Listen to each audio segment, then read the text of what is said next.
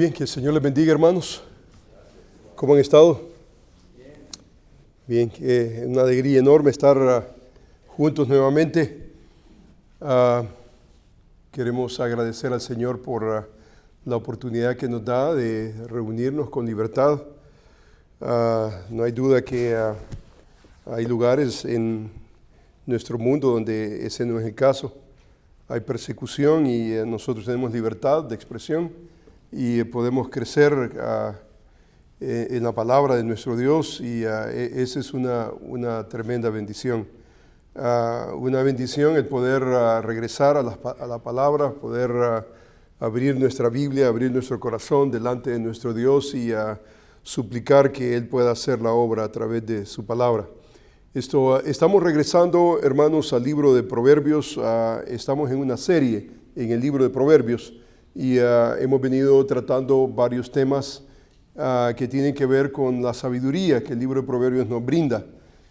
Proverbios, nuevamente, por su naturaleza, es un libro de sabiduría. Es básicamente el libro de sabiduría que encontramos en el Antiguo Testamento, o es uno de los libros que se concentra en la sabiduría, y la base de la sabiduría que presenta el libro de Proverbios es el temor a Jehová. Dice que el principio de la sabiduría es el temor a Jehová. Los insensatos dice que desprecian la sabiduría, el entendimiento, pero el sabio, ¿qué es lo que busca? Busca el proverbio, busca la sabiduría que viene de lo alto. Y es importante que entendamos que no son necesariamente los proverbios, no son necesariamente promesas, sino que son proverbios. Y son cuartetas que están increíblemente preñadas de entendimiento, tienen sabiduría que nos ayuda a vivir como conviene delante de nuestro Dios.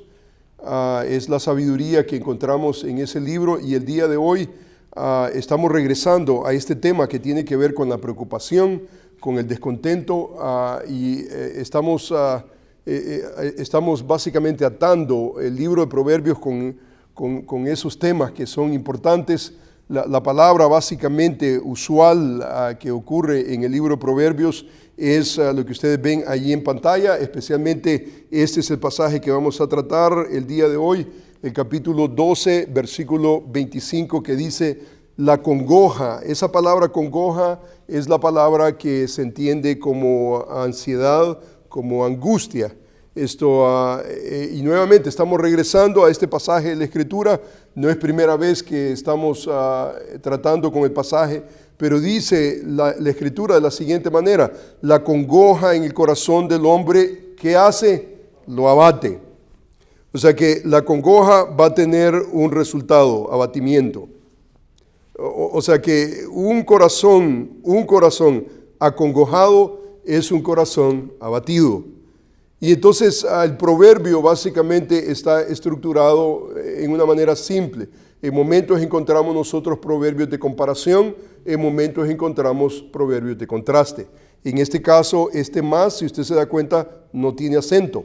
Si tuviera acento, entonces sería cantidad. Es más 2, es 4, más y más. No estamos sumando, sino que estamos contrastando. Entonces, esta básicamente es una conjunción de contraste, y el proverbio básicamente es un contraste. Por un lado, encontramos la congoja en el hombre, la congoja en el corazón del hombre lo abate.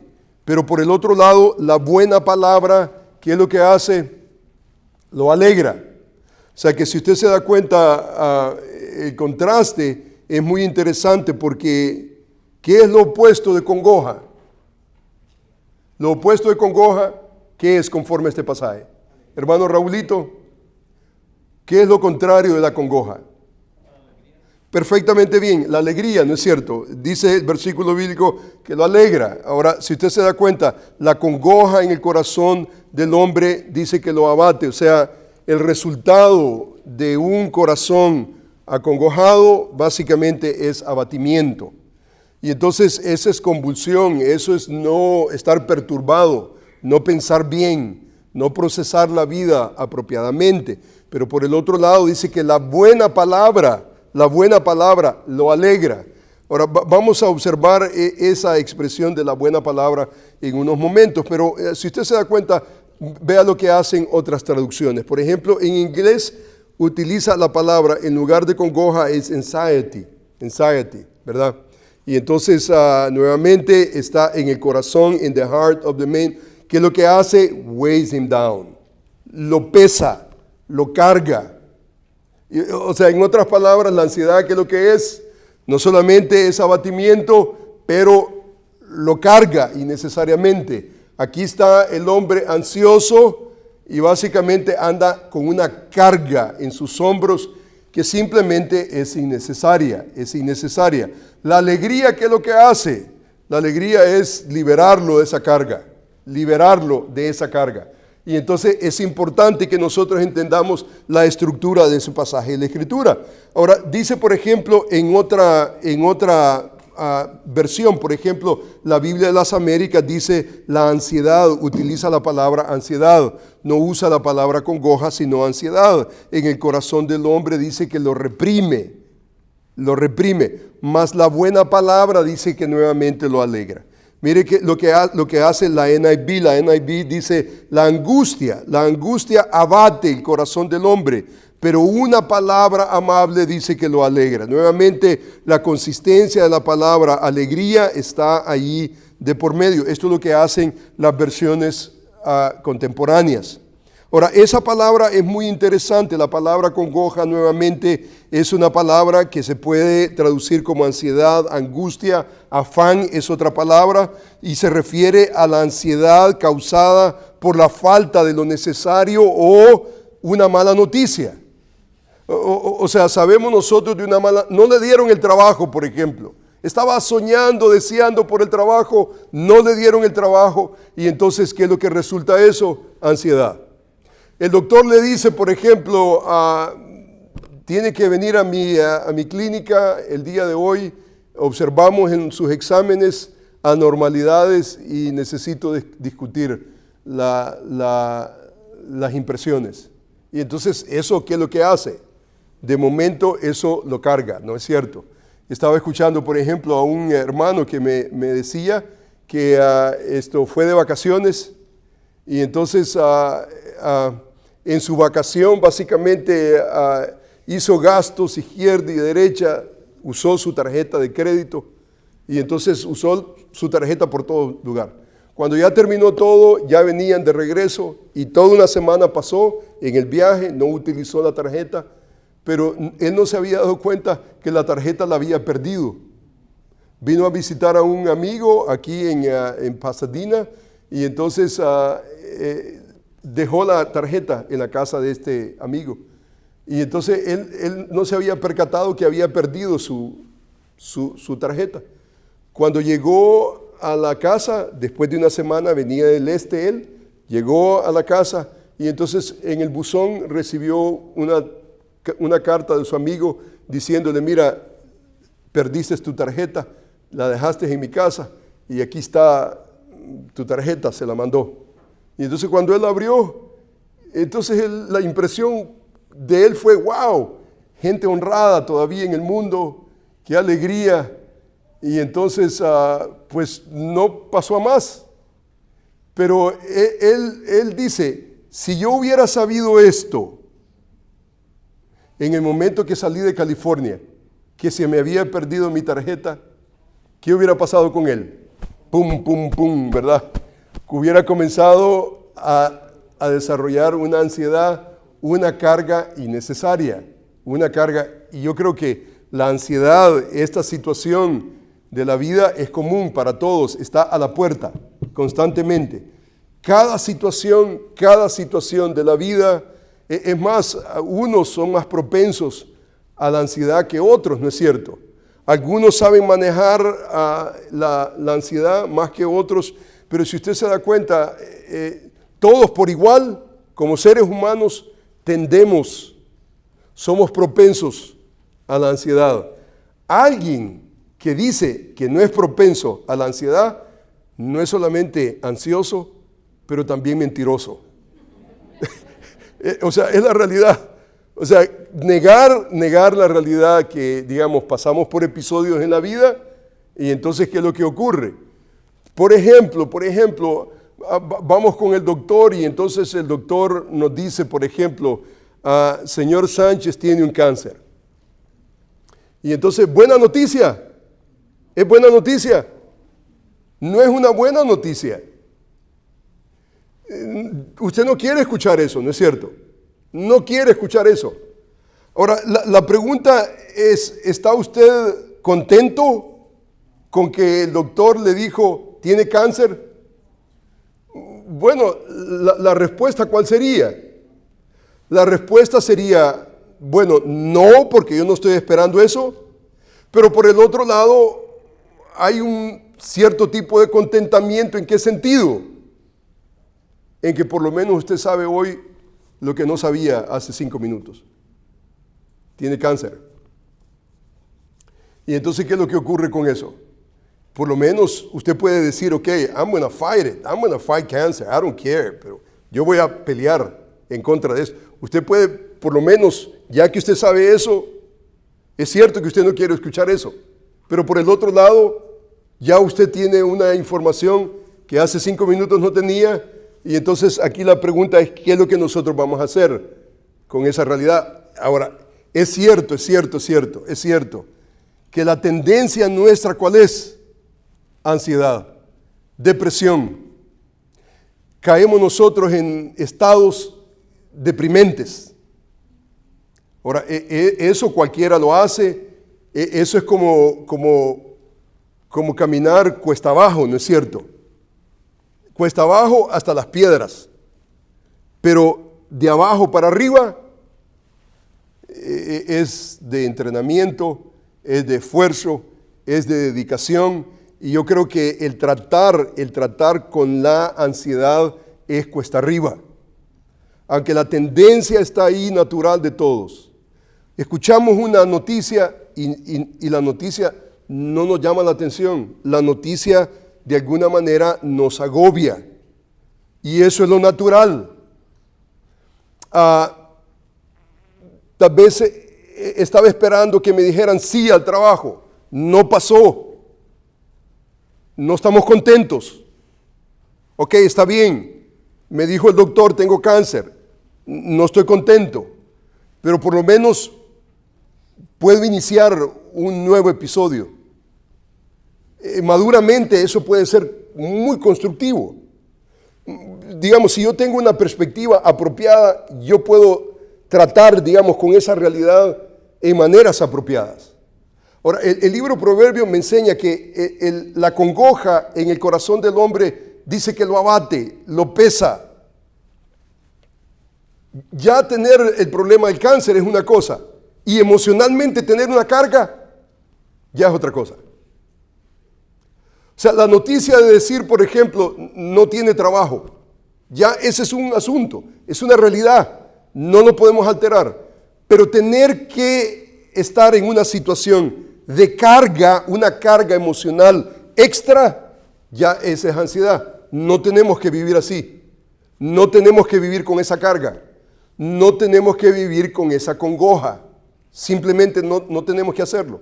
Por ejemplo, observamos este pasaje. La última vez que estábamos juntos, observamos este pasaje. La casa de los impíos dice que será asolada, pero florecerá la tienda de los rectos. Hay camino que al hombre le parece derecho, pero su fin es camino de muerte. Y ve el versículo 13. Aún en la risa tendrá dolor el corazón, y el término de la alegría es, aquí viene la palabra nuevamente, congoja. ¿Está describiendo a quién? Si usted se da cuenta, está hablando de los impíos, pero por el otro lado está hablando de los rectos. Más adelante en el versículo 14 viene a hilvanar ese mismo concepto. Dice, de sus caminos será hastiado el necio de corazón, pero el hombre de bien, dice, estará contento del suyo. O sea, nuevamente aquí ocurre la palabra congoja, y la palabra congoja aparece en relación, por ejemplo, a la alegría. Y un elemento más importante que tiene que ver con el contentamiento. El contentamiento. Yo creo que el libro de Proverbios hilvana de esa manera. Tal vez no es una narrativa, no es un argumento como lo encontramos, por ejemplo, en el Nuevo Testamento, las cartas paulinas, el libro de Romanos, donde nosotros vemos un argumento increíblemente desarrollado. Tal vez no es así, pero en una manera de Proverbios nos está introduciendo clasificaciones, nos está introduciendo categorías importantes para que nosotros tratemos con la congoja, con la ansiedad. La ansiedad en la vida de un hombre simplemente lo pesa, lo carga. Es una carga innecesaria. Es una carga que simplemente no es como, por ejemplo, pensar, digamos, el trabajo. Voy a buscar trabajo, no encuentro trabajo, ya pasé 3 meses buscando trabajo. O sea, una cosa es la realidad, digamos, económica que está pasando, tal vez California, por ejemplo. California en este momento está en un drought económico, financiero, de empleo. De toda la nación, el número 1 es básicamente California, New York y Chicago. Estamos pasando por una situación. Nos estamos metiendo a una situación bastante delicada, laboral. Pasa una semana, 2 semanas, pasa un mes. Wow, de momento eso es preocupante. Pero una cosa, hermanos, es tratar esa preocupación, esa realidad económica que no podemos negar, y otra cosa es cargarnos innecesariamente emocional y espiritualmente. Eso nos va a abatir, eso nos va a cargar. Y entonces el libro Proverbios nos enseña y nos dice, no, absolutamente no. Lo que necesitamos nosotros perseguir es, en medio de la mala noticia, en medio del cáncer, la pregunta es, ¿podemos nosotros usar el cáncer, el desempleo, relaciones quebrantadas para la gloria y honra de Dios? Esa es la pregunta fundamental, no solamente en el libro Proverbios, pero a través de toda la Escritura. La pregunta es importante. Entonces, hemos venido tratando con cómo tratar con el afán, cómo tratar con la ansiedad. Si la ansiedad me va a poner a mí en una desventaja, si la congoja me va a poner una carga innecesaria, entonces yo necesito saber cómo tratar con la ansiedad. Porque está hasta la puerta. La tendencia es esa. Tendemos nosotros a la ansiedad. Como humanos pensamos lo peor, no necesariamente lo mejor de una situación. Entonces, ¿cómo tratamos esto? Entonces, vamos a tratar no solamente el Nuevo Testamento, vamos a regresar al libro de Proverbios y vamos a ver del capítulo 15, versículo 12, una palabra muy importante que creo yo que nuevamente es una clave para tratar con el afán o la congoja. Mire lo que dice Filipenses. Filipenses dice de la siguiente manera: regocijaos en el Señor. Otra vez os digo, regocijaos. Vuestra gentileza sea conocida de todos los hombres. El Señor está cerca. Hablábamos la semana pasada que esta expresión no es una expresión escatológica. El Señor está cerca no significa que Él viene. El Señor está cerca significa que Él está ahí, al lado de esa mala noticia. Él está ahí. ¿Dónde está Él cuando el doctor te dice tienes cáncer? ¿Dónde está Él? Él está cerca. Ahora, ¿cuál es la implicación? La implicación de eso es que Él está ahí para que tú acudas a Él, para que tú vengas a Él en oración, para que tú vengas y que tú puedas acercarte a Él. Él está ahí cerca. Dice la Escritura, regocijaos en el Señor, no en una situación. No hay mérito regocijarnos en el cáncer, desempleo, relaciones quebrantadas. No hay ningún mérito. No somos masoquistas, no. ¿Regocijaos en qué? ¿Cuál es el objeto de nuestro regocijo? En el Señor. O sea que nos introduce el Señor. Y no solamente el Señor, pero Él está cerca. Él está cerca. Y esto en relación a este tema que estamos tratando. Por nada estéis afanosos. Por nada estéis afanosos. Si no sean conocidas vuestras peticiones delante de Dios en toda oración y ruego con acción de gracias. Y la paz de Dios, que sobrepasa todo entendimiento, dice que guardará vuestros corazones. La paz de Dios. La promesa no es, mañana vas a encontrar trabajo. Mañana vas a ser sanado. Mañana la relación quebrantada, wow. No, el pasaje no dice eso. El pasaje dice, te regocijas en el Señor, aprendes la disciplina de venir delante de Dios, aceptando la soberanía de Él en tu vida. Aprendes eso. Dios va a hacer algo. La paz de Dios, que sobrepasa todo entendimiento, guardará tu corazón para que no estés afanado, para que no estés descontrolado, para que no estés cargado, para que no estés perturbado en tu vida. Una cosa ya es del desempleo. Otra cosa es el afán. El afán no tiene que estar conectado con las situaciones difíciles de la vida, bajo ningún punto de vista. No tiene que ser de esa manera. En este pasaje, el apóstol Pablo introduce la realidad de que debemos de regocijarnos en el Señor, porque Él está cerca. Y es interesante que este es el versículo 4 y 7. El versículo 19 dice, mi Dios pues suplirá todo lo que os falta conforme a sus riquezas en gloria en Cristo Jesús. O sea, ¿qué es lo que hace el Dios que está cerca? Él suple todo lo que os falta. Ahora, nosotros podemos pensar, no, a mí me falta esta relación deseada, el empleo, la salud. Tal vez tú pensarás que eso es lo que tú necesitas. Tal vez eso es lo máximo. En la soberanía de Dios, esa no es necesariamente la realidad. En nuestra mente finita, ¿qué es lo que estamos? Yo quiero ese trabajo. En nuestra mente finita, yo quiero que esta muchacha, esta jovencita me diga que sí. Y mi mente finita. Yo quiero que el doctor me diga siempre, wow, Mr. Sánchez, your health is, wow, man. Yo quisiera todo el tiempo eso. Pero tarde o temprano, el doctor me va a dar una mala noticia. ¿Correcto? Tarde o temprano. A usted y a mí. En mi mente yo quisiera que la jovencita me dijera así. Que el empleador me dijera así. Pero hermanos, aquí es precisamente donde encontramos nosotros el concepto soberano de Dios.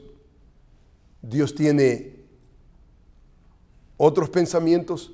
Dice el libro de Isaías, Jeremías dice, vuestros caminos no son mis caminos, vuestros pensamientos no son mis pensamientos, dice Jehová de los ejércitos.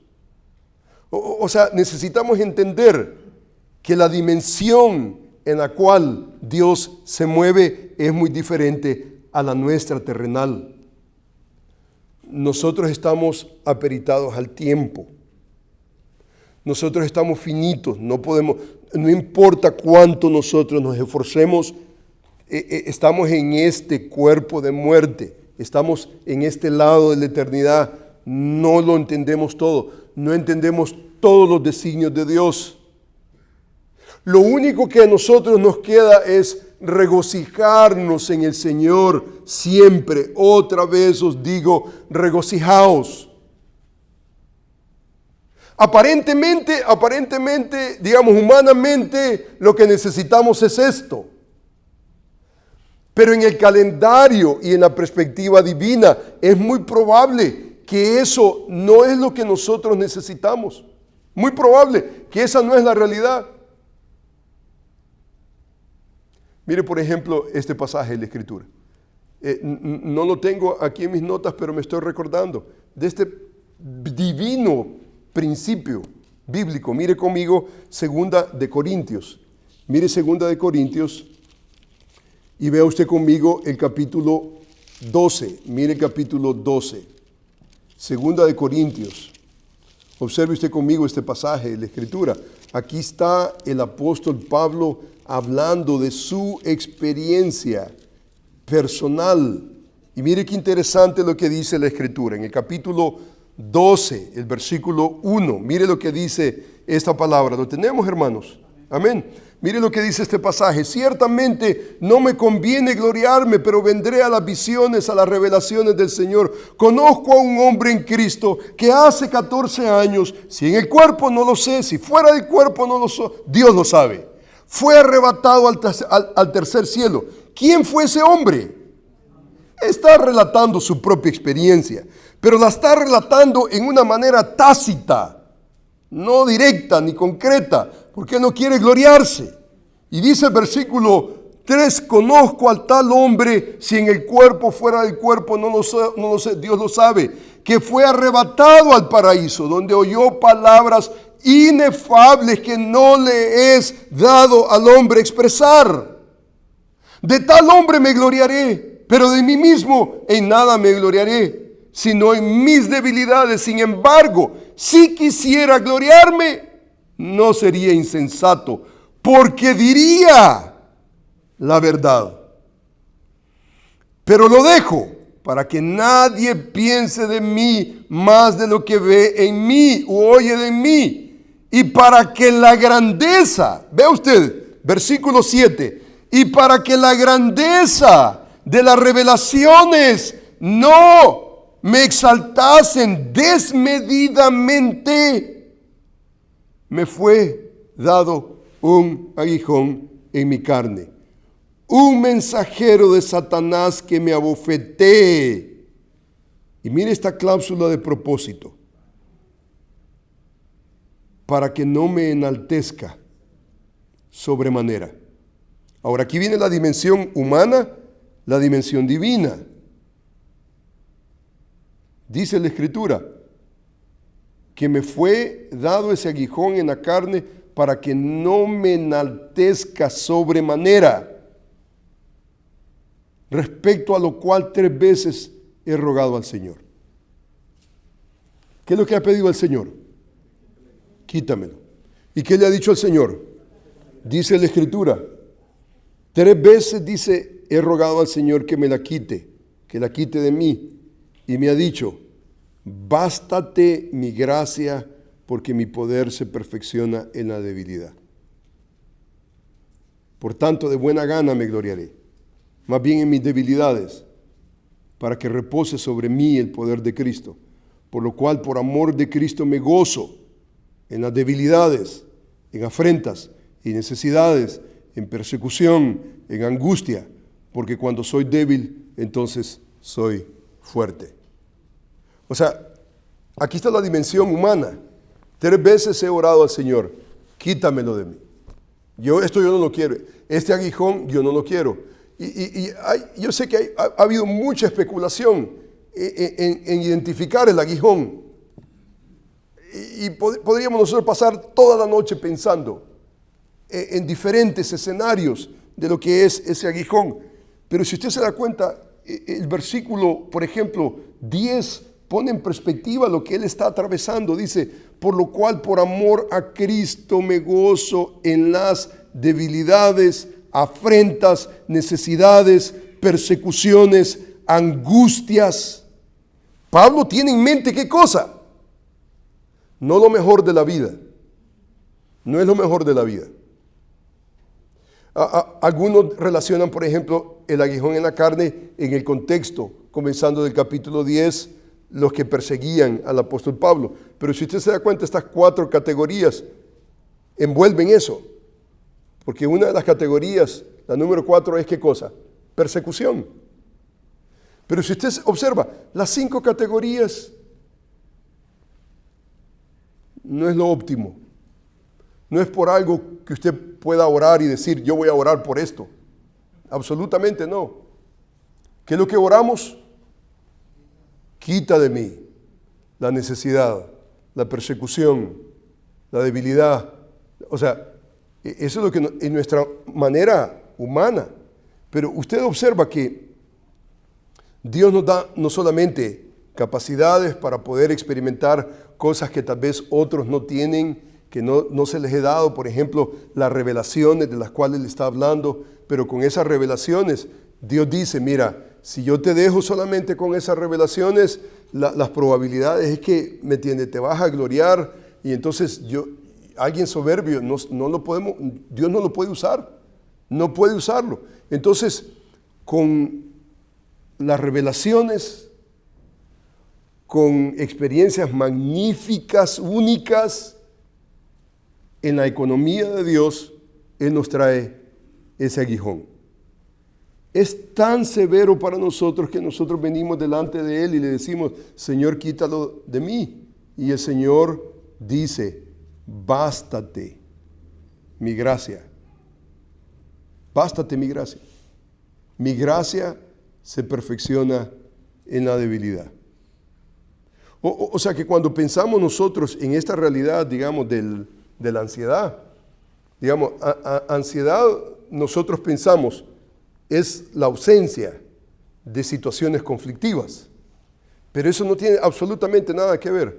Si usted se da cuenta, hay gente que, digamos, la vida les sonríe, multimillonarios, tienen salud, pero están afanados, terriblemente afanados. Esto no tiene que ver con cuánto nosotros tenemos o cuánto no tenemos. Esto tiene que ver con nuestro corazón. Esto tiene que ver con la realidad de lo que Dios es para nosotros. Y entonces comenzamos nosotros a observar cómo un cristiano trata con la ansiedad, cómo trata con esa tendencia natural, humana, pecaminosa.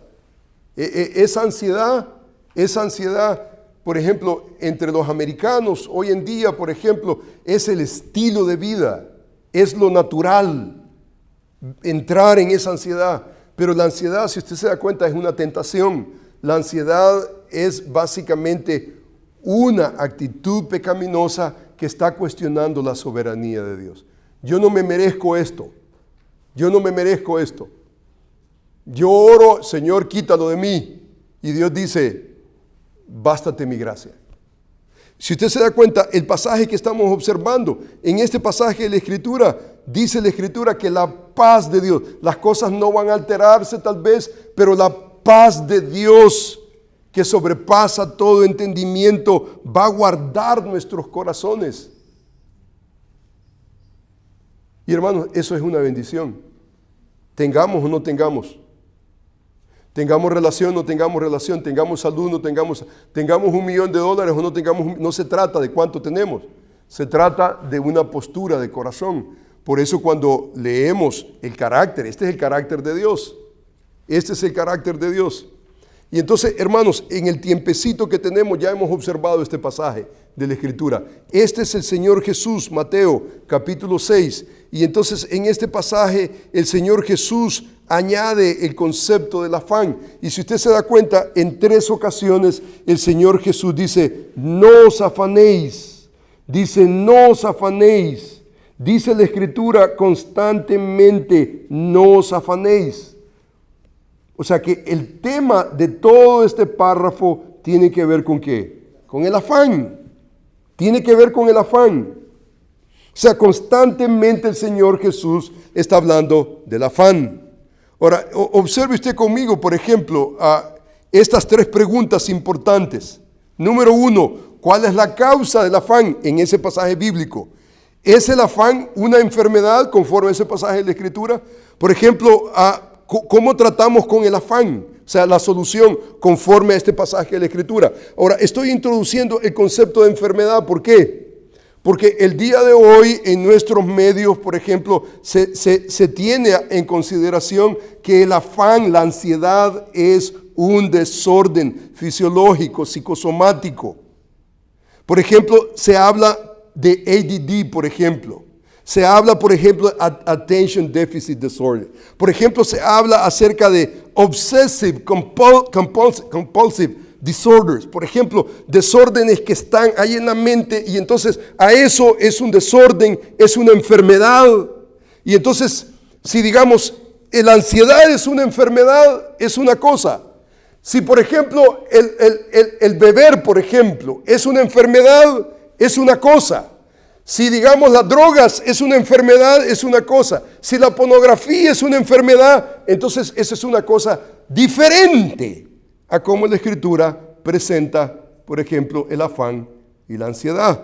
Aquí la pregunta ¿es el afán una enfermedad? ¿Se presenta en las Escrituras como una enfermedad? Ahora, ¿de dónde nosotros observamos esto en el texto? ¿Por qué yo estoy incluyendo esa pregunta? ¿Por qué? Porque si usted se da cuenta, el texto no está presentando el afán como una enfermedad. Por ejemplo, tiene un desorden psicosomático, por ejemplo, de ansiedad, y lo lleva, digamos, a extremos, compulsivo, excesivo. Si, hermanos, la ansiedad fuera una enfermedad, entonces Jesús no diría, no os afanéis, no os afanéis, no os afanéis. O sea que si Jesús utiliza el imperativo y el subjuntivo, que está básicamente entrelazado con el imperativo, si está utilizando esa fuerza, entonces esto tiene que ver con la voluntad, no tiene que ver con una condición, sino con nuestra voluntad. O sea que no os afanéis, el imperativo, no os afanéis. El subjuntivo, que es traducido en nuestras versiones como un imperativo por la fuerza del imperativo, pero es un subjuntivo. La idea del subjuntivo es, mira, si comenzaste la ansiedad, párala. O sea que el énfasis del texto es que la ansiedad está dirigida a la voluntad del hombre. Si fuera una enfermedad, hay que ir con el enfermero, hay que ir con el doctor. Lo que tú necesitas es una píldora. Ahora, hermanos, yo no estoy en contra, digamos, de píldoras, yo no estoy en contra, por ejemplo, de vitaminas, no estoy en contra, por ejemplo, de lo que, digamos, pudiera hacer el hombre en sentido, digamos, por lo menos relajar a alguien, está bien, pero la ansiedad no se trata con una píldora, no es una píldora.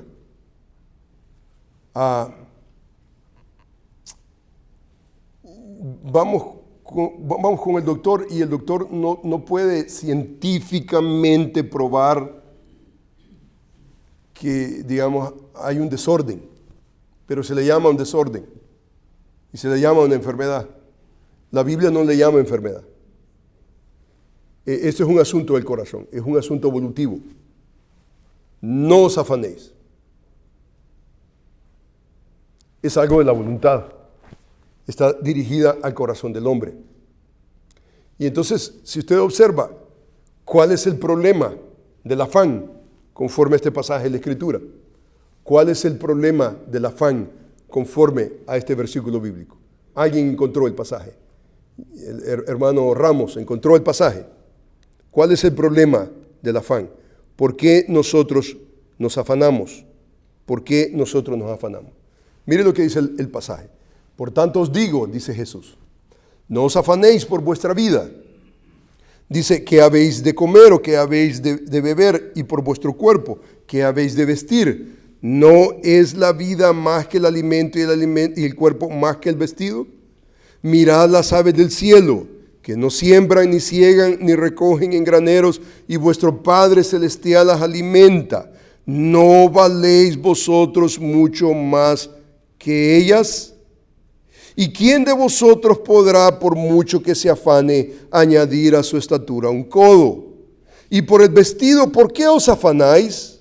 Considerad los lirios del campo, cómo crecen, no trabajan ni hilan. pero os digo que ni aun Salomón con toda su gloria se vistió así como uno de ellos. Y si la hierba del campo que hoy es, mañana se echa en el horno, Dios la viste así, ¿no hará mucho más a vosotros, hombres de poca fe?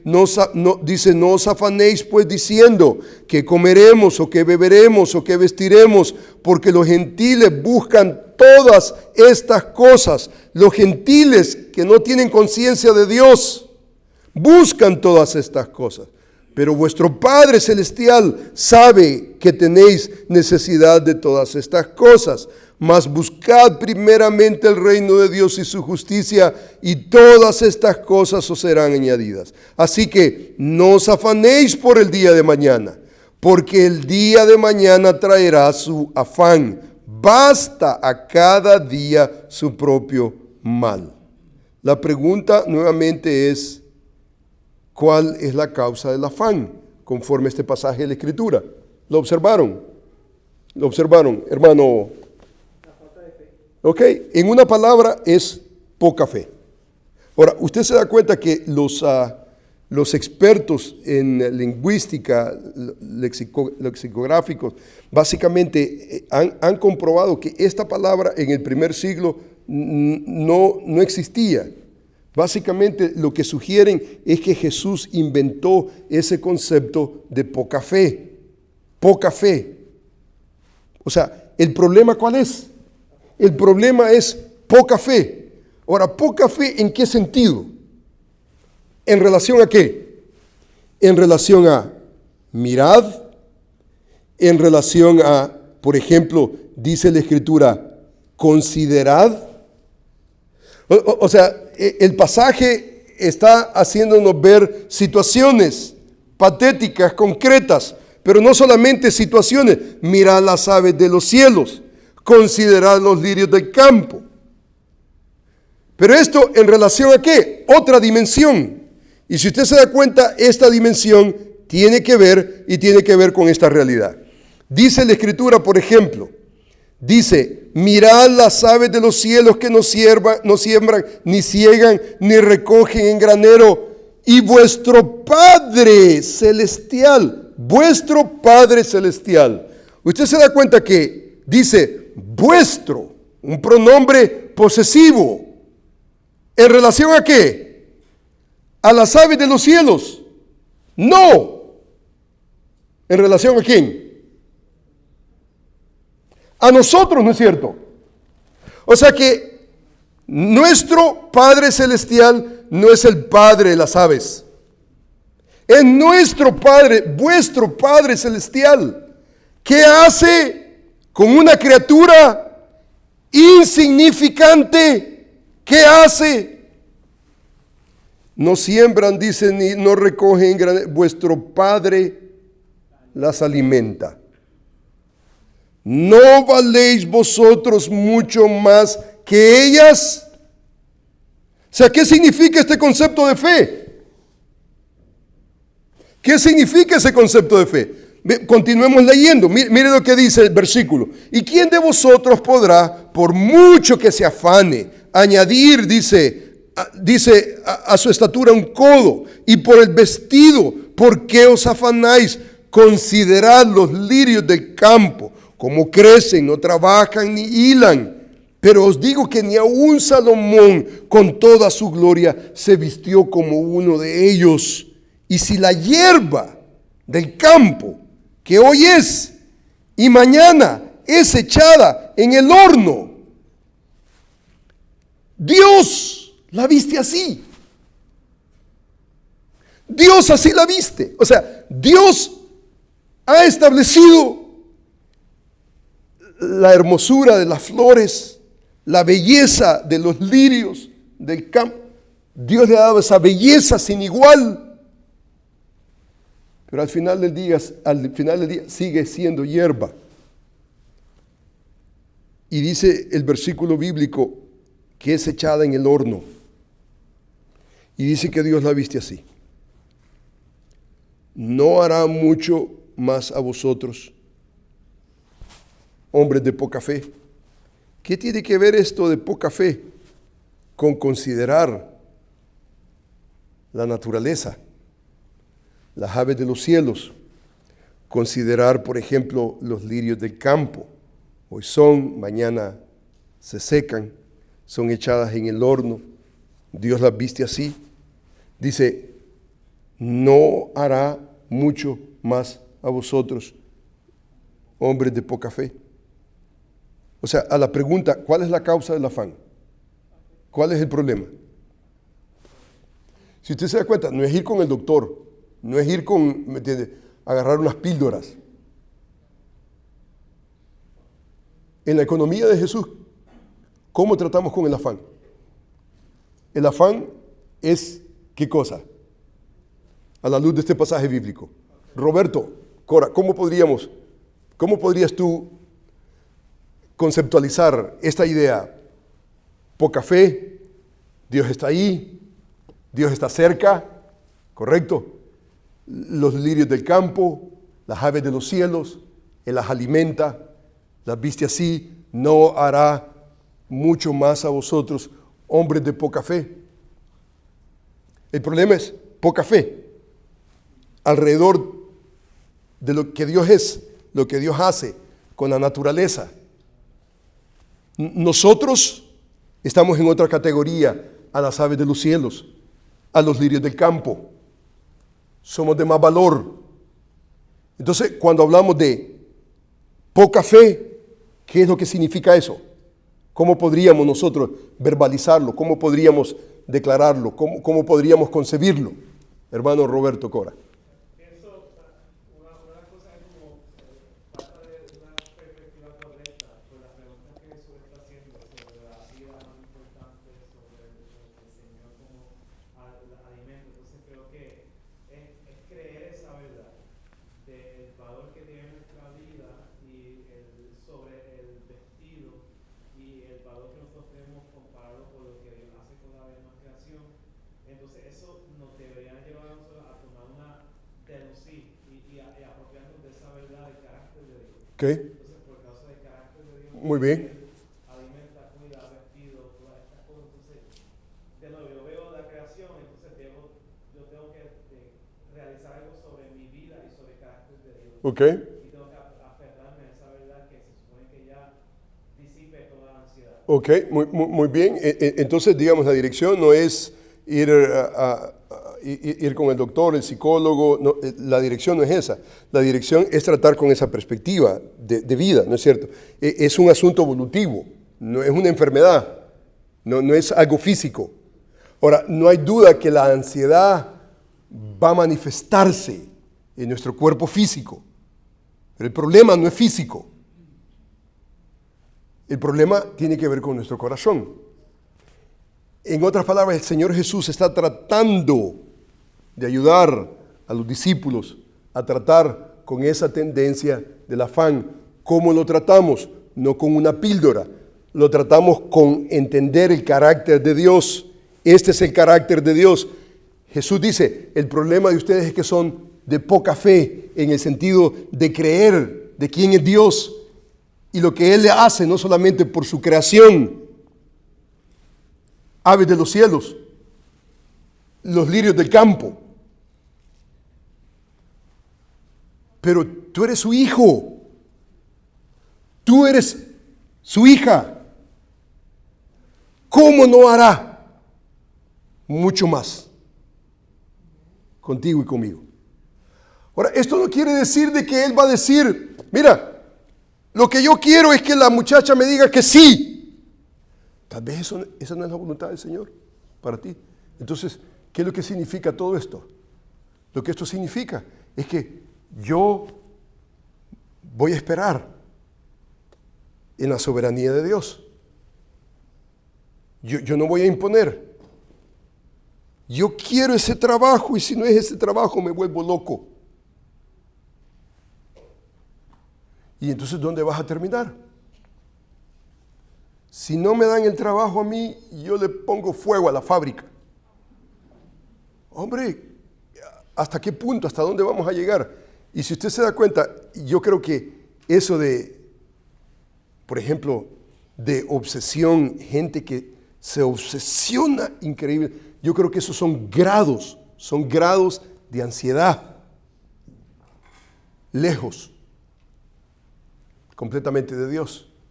El texto dice: no os afanéis pues diciendo, ¿qué comeremos? ¿Qué beberemos? ¿Qué vestiremos? Porque los gentiles buscan estas cosas.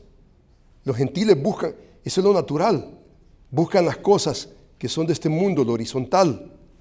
Pero vuestro Padre Celestial, nuevamente, vuestro Padre Celestial sabe. ¿Qué diferencia hay de esta frase a esta frase? Padre Celestial las alimenta. No, hay diferencia. No es que no hay ninguna. Hay diferencia enorme. Teológicamente hay una diferencia entre la realidad de que Dios sabe y Dios provee. O sea, ¿qué es lo que está haciendo Jesús? Jesús está introduciendo el carácter de Dios. La clave, hermanos, para tratar con la ansiedad es conocer el carácter de Dios. Crecer. Esto, hermano, no es seminario. Seminario es conocer de Dios. Conocer atributos. Información de Dios. Esto tiene que ver con un conocimiento personal. Eso tiene que ver con ese reconocimiento de saber que Dios no solamente sabe, Él es omnisciente y Él obra. Él se manifiesta.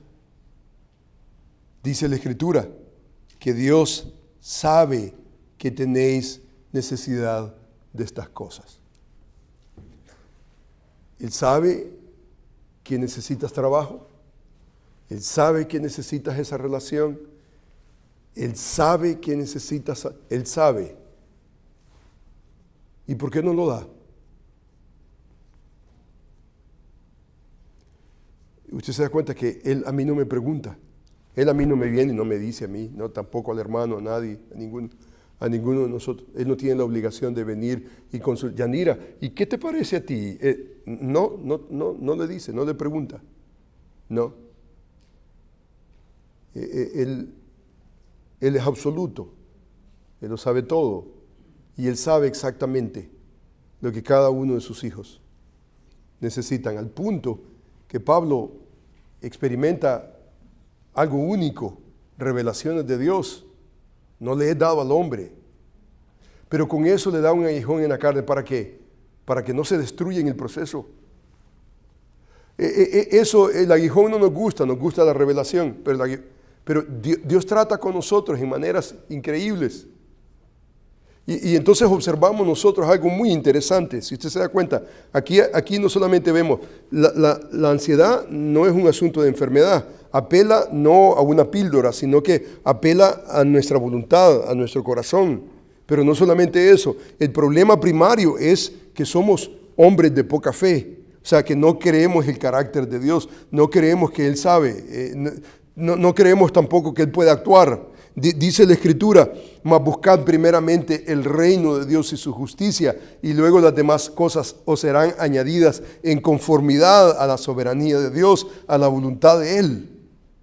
Sin ignorar, aquí no está ignorando, esto no es una promesa que mira, tú buscas primeramente el reino de Dios y su justicia y ¡pum!, automáticamente, entonces todas estas cosas serán añadidas. No podemos nosotros cancelar la soberanía de Dios en todo el proceso. Necesitamos asumirla, necesitamos entender que Dios está ahí. Dice la Escritura, así que no os afanéis, dice, por el día de mañana. Dice el versículo, porque el día de mañana traerá su propio afán. Entonces, si usted observa, por ejemplo, aquí encontramos la causa, por ejemplo, del afán, ¿cuál es? No es nuevamente fisiológico, es un asunto del corazón. La congoja en el corazón del hombre lo abate. La congoja en el corazón del hombre lo abate. Lo lleva a extremos desordenados completamente. Lo fuerza a tener que estar esclavo de una situación innecesaria. No. Proverbios dice no. Filipenses dice no. Jesús dice no. Es un asunto del corazón. No es una enfermedad. Es un asunto de fe. ¿Y cómo tratamos nosotros con el afán conforme a este pasaje de la Escritura? Yo he observado por lo menos 4 maneras que este pasaje nos invita. 4 maneras. ¿Ustedes encontraron en el pasaje 4 maneras?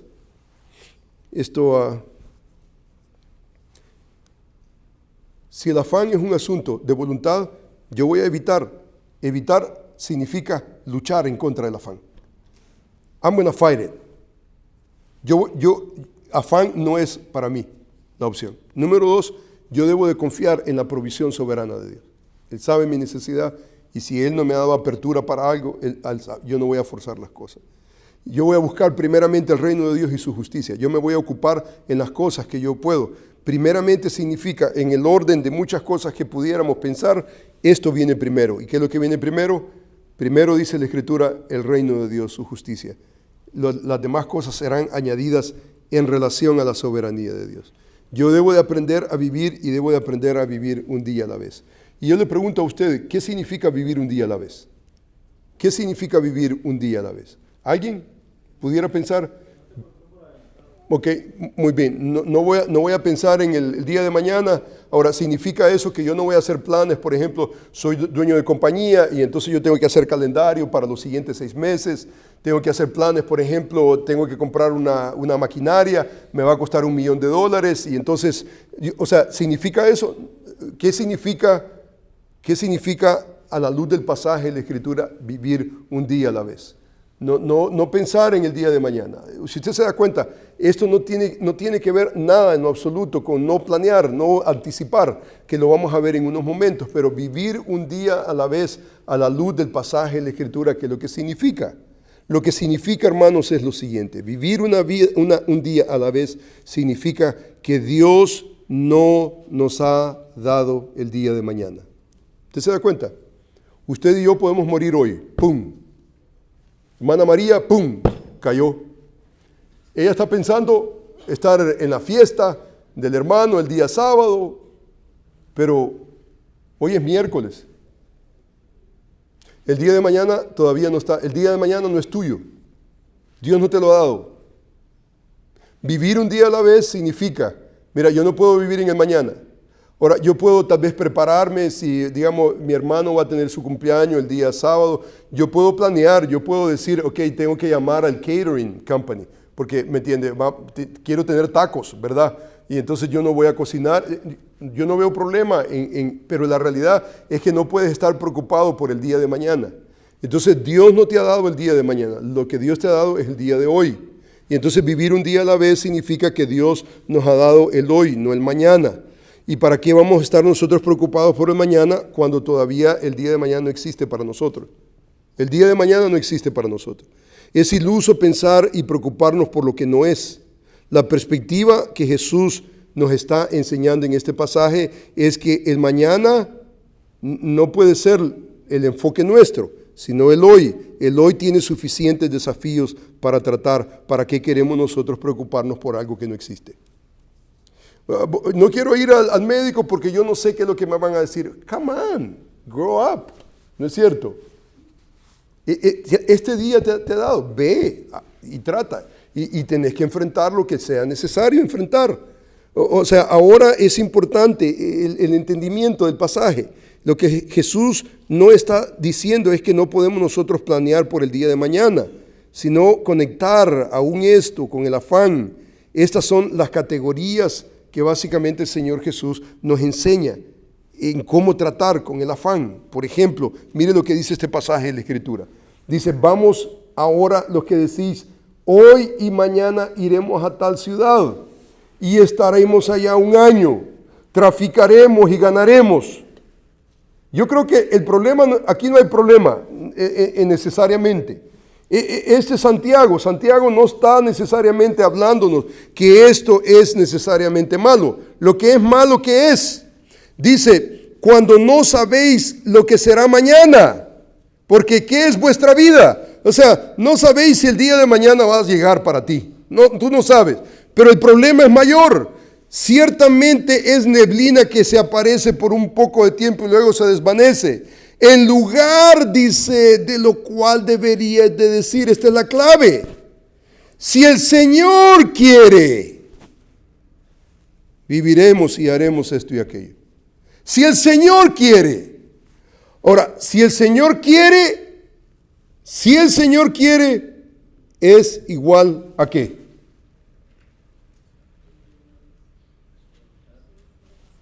Si el Señor quiere, es igual a ¿qué? En lo que hemos venido tratando. Su soberanía. Su voluntad, ¿no es cierto? Si el Señor quiere, va a haber mañana. Pero si el Señor no quiere, hoy en este momento. Y es la realidad. Dice la Escritura. Pero ahora os jactáis. ¿Cuál es la jactancia? ¿Cuál es la jactancia? La jactancia es cuando sacamos a Dios, la soberanía de Dios, de todos nuestros planes. Ese es el problema.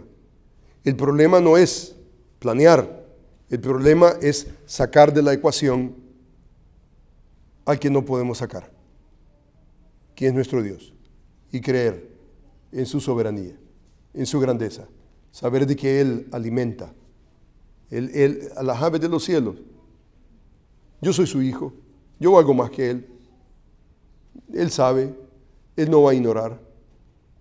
O sea, el problema no es planear, el problema no es de aquí a 5 años, ese no es el problema es dónde está Dios en todo tu planeamiento. Entonces, lo que yo observo es esto es lo que yo, cuando la fe, por ejemplo, se incrementa, la ansiedad mengua. Pero así viceversa, de la misma manera, trabaja la reversa. O sea que en mi vida personal, lo que yo he observado en este departamento es cuando yo crezco en fe, entonces como que la preocupación mengua, como que la ansiedad mengua, como que el afán, entonces es una dinámica. ¿Cuál es la clave? La clave es crecer en fe. Y entonces, si la clave es crecer en fe, entonces la pregunta es, ¿cómo nosotros, por ejemplo, tratamos esta realidad? Nuevamente, si usted observa, por ejemplo, si nosotros creemos, por ejemplo, aumenta nuestra fe, mengua nuestra preocupación.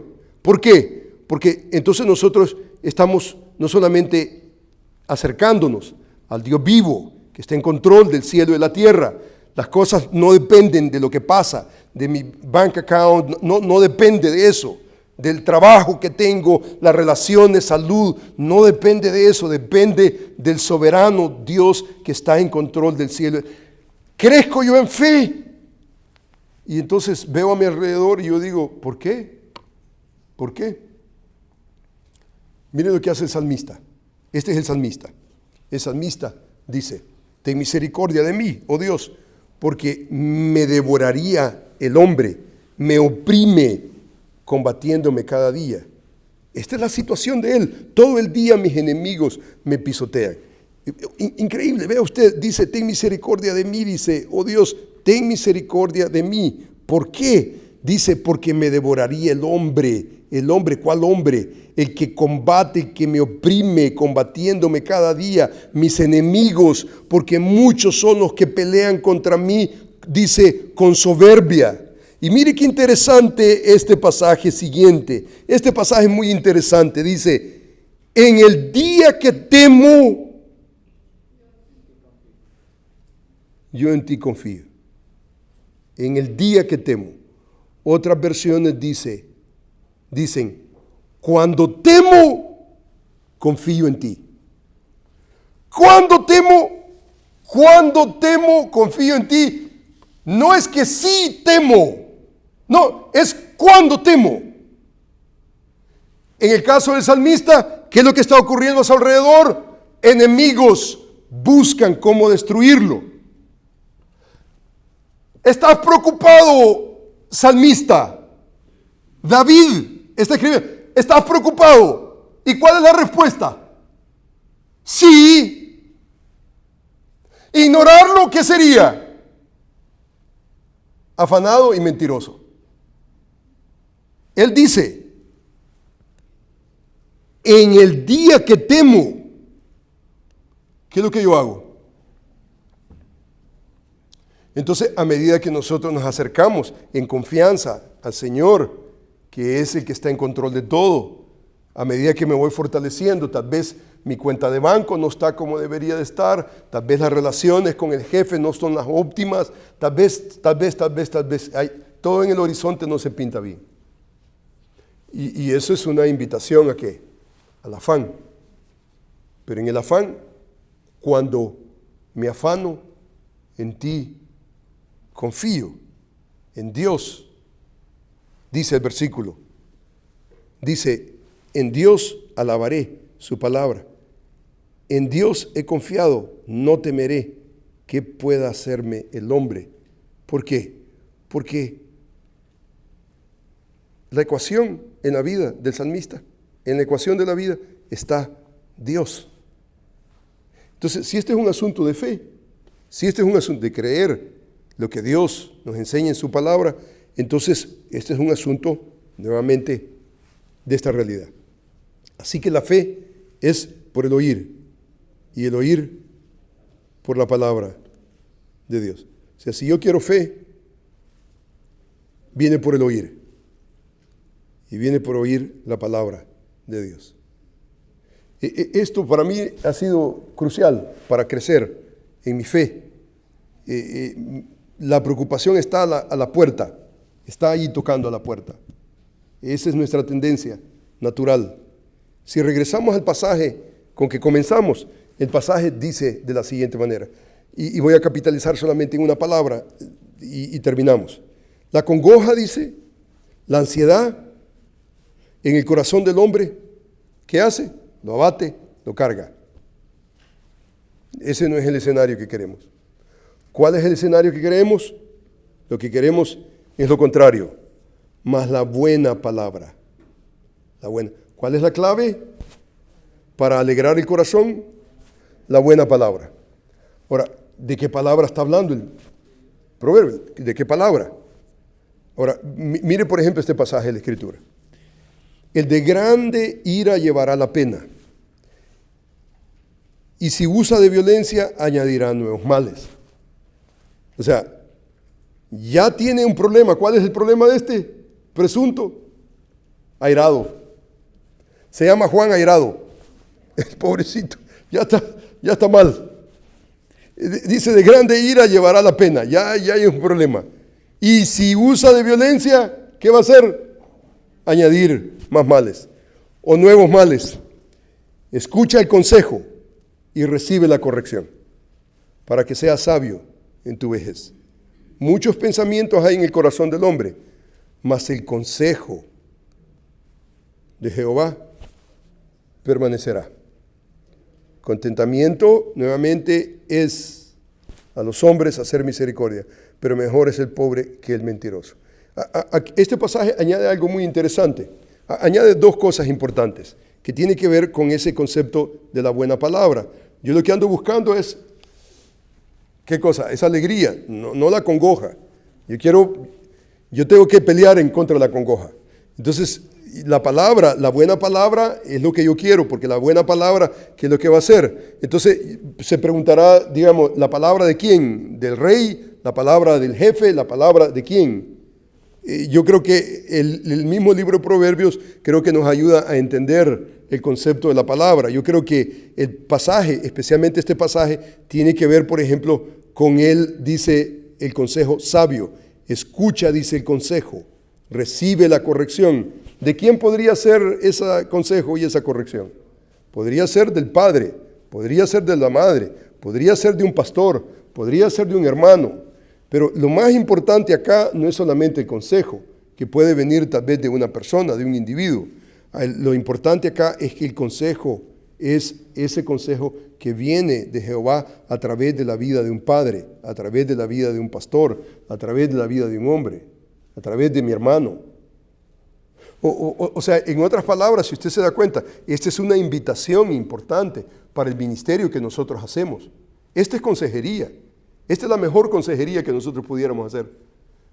Sacar a alguien, por ejemplo, de la zozobra, por ejemplo, la ansiedad y grados de ansiedad, digamos, grados, ¿quién me entiende?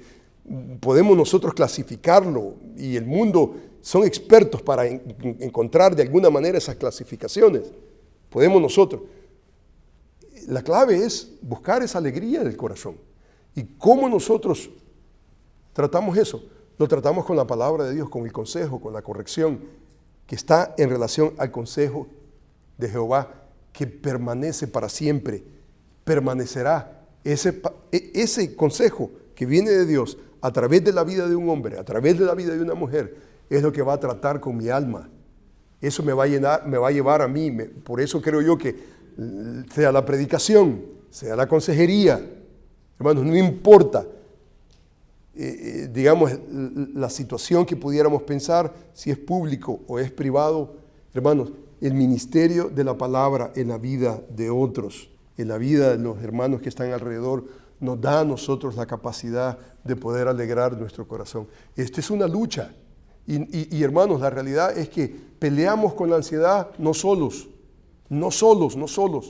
Usted y yo, usted especialmente cuando usted se siente cohibido, cabizbajo, que tal vez las situaciones de la vida lo van golpeando y usted se va sintiendo y se va haciendo un nudito solito. Ese es el momento de buscar a un hermano que le va a dar el consejo de Jehová, que no que le va a dar por su lado, no que sí, mira, sí, realmente, mira, no te dieron el trabajo, tu esposo está en esta situación, tantas cosas. No, mejor, mira, aquí hay una escopeta, date un balazo. No, absolutamente no. No, lo que ese creyente necesita, ¿qué es? El problema es fe. Y la fe viene por el oír. ¿Y oír qué cosa? No la canción del necio. Hermanos, no la canción del necio. No es la canción del necio. La canción del necio, ¿qué es lo que cómo nos pone? Nos pone melancólicos. Nos hace recordar, es melancolía. Hermano, eso no sirve para nada. Lo que usted y yo necesitamos es que gente nos confronte, que nos corrija con la palabra de nuestro Dios. Último pasaje y terminamos. Promise. Dice la Escritura. Jóvenes, dice, están sujetos a los ancianos. Y todos, no solamente jóvenes, pero todos sumisos unos a otros, revestidos de humildad. Porque Dios resiste a los soberbios, da gracia a los humildes. Humillaos pues bajo la poderosa mano de Dios, para que Él los exalte cuando fuere tiempo, echando todas vuestras ansiedades sobre Él. ¿Usted se da cuenta? Si usted dice, yo no tengo ansiedad, usted ha hecho a Dios mentiroso. Porque Dios está esperando que usted eche sobre Él sus ansiedades. Decir, yo no tengo ansiedades, mi hermana es la ansiosa. Usted es ansiosa y mentirosa. Acepte. That's okay. No viva ahí. No vive en la ansiedad. Fight it. Pelee. Si alguien va a morir, no voy a ser yo. Yo voy a pelear la buena batalla de la fe. La buena batalla de la fe. Yo voy a creerle a mi Dios. Y entonces, hermano, en estos pasajes hay por lo menos 7 cositas que hemos observado en estos pasajes. Número 1, fight it, el afán, evádalo. Usted siente abatimiento, se siente cargado, afanado, ansioso. Fight it. Número 2, ore. Por nada sean conocidas vuestras peticiones, agradecimiento, con ruego. Número 3, Confíe en la provisión soberana de Dios. Él está en control. Usted no está, pero Él está en control de su vida. Número 4, busque primeramente el reino de Dios y su justicia. Busque, sea un hombre de prioridad. Número 5, aprenda a vivir un día a la vez. No por el mañana, el día de hoy. Número 6, revístase de humildad, echando todas sus ansiedades sobre Él. Él tiene cuidado de usted. Usted y yo tenemos que experimentar el cuidado de Dios cuando nosotros venimos delante de Él. Y hermano, busque el consejo sabio que está basado en la palabra de Dios. Busque a sus hermanos. No busque a los carnales. Hay gente que está orientada al mundo. Busque gente que tiene el consejo de Dios. Búsquelo. Pelee por su alma, por la fe. Creámosle a Dios. ¿Alguna pregunta, comentario? ¿Alguien? ¿Alguna pregunta? Comentario. Hermana Sandy, ¿cómo la ve? ¿Bien? ¿Alguien? Pregunta. Hermano Ramos, hermana Gloria, ¿alguna pregunta, comentario? Hermano Luis, comentario.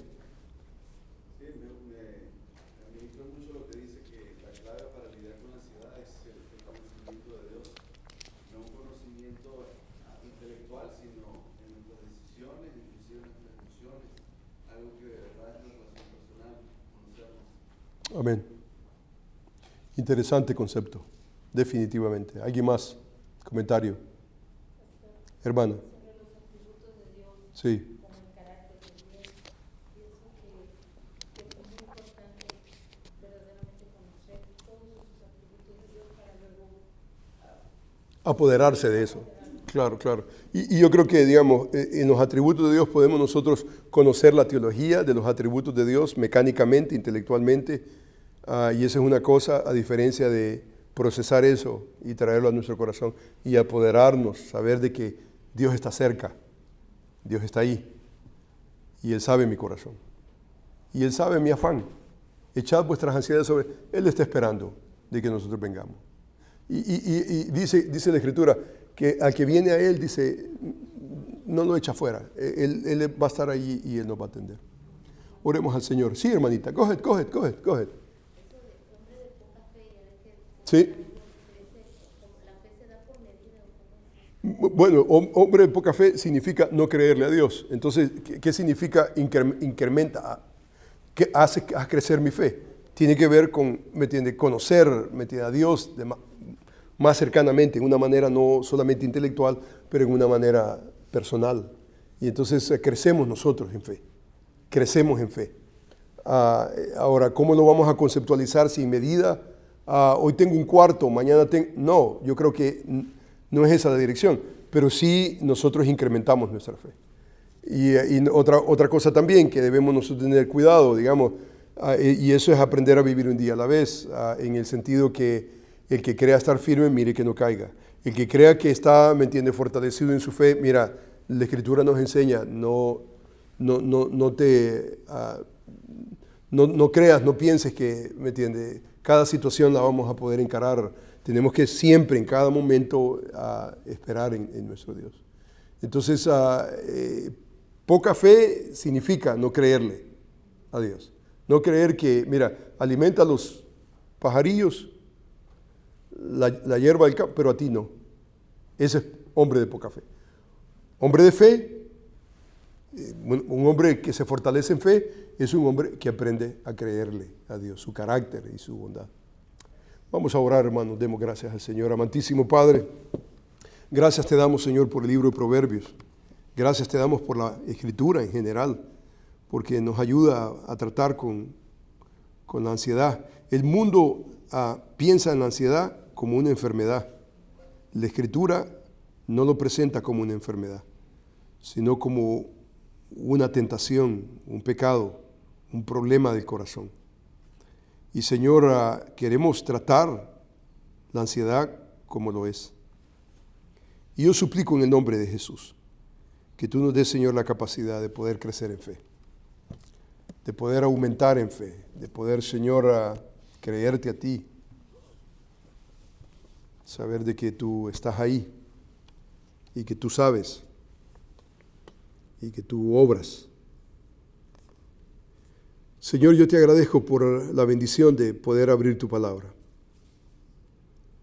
Yo te agradezco, Señor, porque podemos regresar a tu libro constantemente y poder crecer en él. Señor, yo no sé la situación que está atravesando cada uno de mis hermanitos, pero podrías tú abrazarlos. A cada uno de nosotros, Señor, abrázanos. Queremos experimentar, Señor, tu bondad, tu cuidado. Y en este momento venimos, Señor, echando nuestras ansiedades sobre ti. Tú conoces nuestros corazones. Atiéndenos. Obra. Señor, yo te agradezco, te bendigo por la bendición de, Señor, regresar a tu palabra. La fe es por el oír y oír la palabra de Dios. Y gracias, Señor, te damos porque nos das tu palabra de maneras especiales. Yo te alabo, te bendigo en el nombre de Jesús y para tu gloria. Amén.